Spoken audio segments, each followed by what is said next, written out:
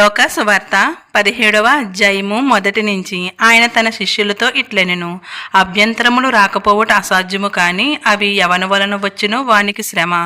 వాడి చిన్నవారిలో ఒకనికి అభ్యంతరం కలుగజేయుట కంటే వాని మెడకు తిరగటి రాయి కట్టబడి సముద్రములో పడద్రోయబడుట వానికి మేలు. మీ విషయమై మీరే జాగ్రత్తగా ఉండుడి. నీ సహోదరుడు తప్పిదము చేసిన ఎడల అతన్ని గద్దించుము, అతడు మారు మనసు పొందిన ఎడల అతన్ని క్షమించుము. అతడు ఒక దినమున 7 మారులు నీ ఎడల తప్పిదము చేసి 7 మారులు నీ వైపు తిరిగి మారు మనసు పొందితినని ఎడల అతన్ని క్షమింపవలెనెను.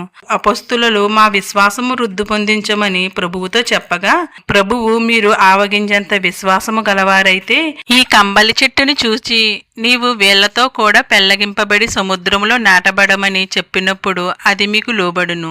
దున్నువాడు గాని మేపువాడు గాని మీలో ఎవనికైనా ఒక దాసుడుండగా వాడు పొలములో నుండి వచ్చినప్పుడు నీవు ఇప్పుడే వెళ్ళి భోజనము చెయ్యమని వానితో చెప్పునా? చెప్పడు. అంతేకాక నేను భోజనము చేయుటకు ఏమైనానో సిద్ధపరిచి నడుము కట్టుకుని నేను అన్నపానములు పుచ్చుకొని వరకు నాకు పరిచారము చెయ్యము. అటు తరువాత నీవు అన్నపానములు పుచ్చుకొనవచ్చునని వానితో చెప్పును గాని ఆ దాసుడు ఆజ్ఞాపింపబడిన పనులు చేసినందుకు వాడు దయచూపునని వానిని మెచ్చున. అటువలే మీరును మీకు ఆజ్ఞాపింపబడినవన్నీ చేసిన తరువాత మేము నిష్ప్రయోజకులమైన దాసులము, మేము చెయ్యవలసినవే చేసి ఉన్నామని చెప్పుడెనెను. ఆయన యెరూషలేమునకు ప్రయాణమై పోవచ్చు సమరయ గలిలయ మధ్యకు వెళ్ళుచుండెను. ఆయన యొక్క గ్రామములోనికి వెళ్ళుచుండగా 10 మంది కుష్ఠరోగులు ఆయనకు ఎదురుగా వచ్చి దూరమున నిలిచి, యేసుప్రభువా, మమ్ము కరుణించమని కేకలు వేసిరి. ఆయన వారిని చూచి, మీరు వెళ్ళి మిమ్ముని యాజకులకు కనుపరుచుకొనుడని వారితో చెప్పెను. వారు వెళ్ళుచుండగా శుద్ధులైరి. వారిలో ఒకడు తనకు స్వస్థత కలుగుట చూచి గొప్ప శబ్దముతో దేవుని మహిమపరచుచు తిరిగి వచ్చి ఆయనకు కృతజ్ఞతాస్తుతులు చెల్లించుచు ఆయన పాదముల యొద్ద సాగిలపడెను.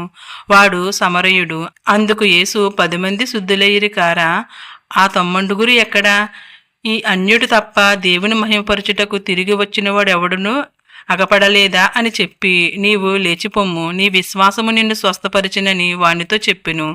దేవుని రాజ్యం ఎప్పుడు వచ్చునని పరిసయ్యులు ఆయనను అడిగినప్పుడు ఆయన, దేవుని రాజ్యము ప్రత్యేకముగా రాదు, ఎందుకనగా ఇదిగో దేవుని రాజ్యము మీ మధ్యనే ఉన్నది గనుక ఇదిగో ఇక్కడనని అదిగో అక్కడనని చెప్ప వేలుపడదని వారికి ఉత్తరమిచ్చెను.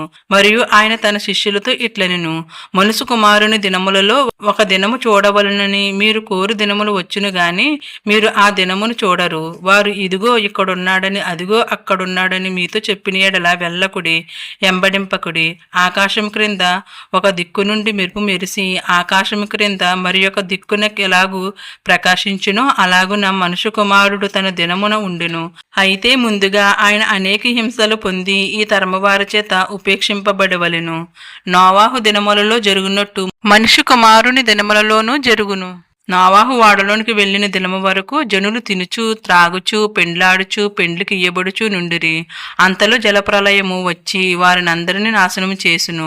లోతు దినములలో జరుగునట్టును జరుగును. జనులు తినుచు త్రాగుచు కొనుచు అమ్ముచు నారు నాడుచు ఇండ్లు కట్టుచు నుండిరి. అయితే లోతు సొదొమ విడిచిపోయిన దినమున ఆకాశము నుండి అగ్నిగంధకములు కురిసి వారినందరినీ నాశనము చేసెను. ఆ ప్రకారమే మనుషు కుమారుడు ప్రత్యక్షమగు దినమున జరుగును. ఆ దినమున మిద్ది మీద ఉండువాడు ఇంట ఉండు తన సామాగ్రిని తీసుకుని పోవుటకు దిగకూడదు. అలాగే పొలములో ఉండువాడును తిరిగి రాకూడదు. లోతు భార్యను జ్ఞాపకం చేసుకొనుడి. తన ప్రాణమును రక్షించుకొనుగోరువాడు దానిని పోగొట్టుకొనును, దాన్ని పోగొట్టుకునివాడు దానిని సజీవముగా కాపాడుకొనును. ఆ రాత్రి ఇద్దరొక్క మంచము మీద ఉందురు. వారిలో ఒకరు కొనుపోబడును, ఒకరు విడిచిపెట్టబడును. 2 స్త్రీలు ఒక తిరగలు విసురుచుందురు, ఒకటి కొనుపోబడును, ఒకటి విడిచిపెట్టబడినను. శిష్యులు, ప్రభువా, ఇది ఎక్కడ జరుగునని ఆయన అడిగినందుకు ఆయన, పీనుగు ఎక్కడ ఉన్నదో అక్కడ గద్దలను పోగవునని వారితో చెప్పెను. ఈ వాక్యం మీ అందరి హృదయాల్లో ఫలించునుగాక. వాక్యం విన్న ప్రతి ఒక్కరికి నా హృదయపూర్వక వందనాలండి. మీరు దేవుని పనిలో ఉండేటట్లు ఈ వాక్యాన్ని ప్రతి ఒక్కరికి షేర్ చేయండి. అలాగే ఈ వీడియోకి లైక్ చేయండి. మీరు చేసే లైక్ ద్వారా దేవుని పట్ల ఆసక్తి కలిగి ఉన్న వారి వద్దకు కూడా ఈ వీడియో చేరుతుంది. కాబట్టి తప్పనిసరిగా ఈ వీడియోకి లైక్ చేసి ప్రతి ఒక్కరికి ఈ వీడియోని షేర్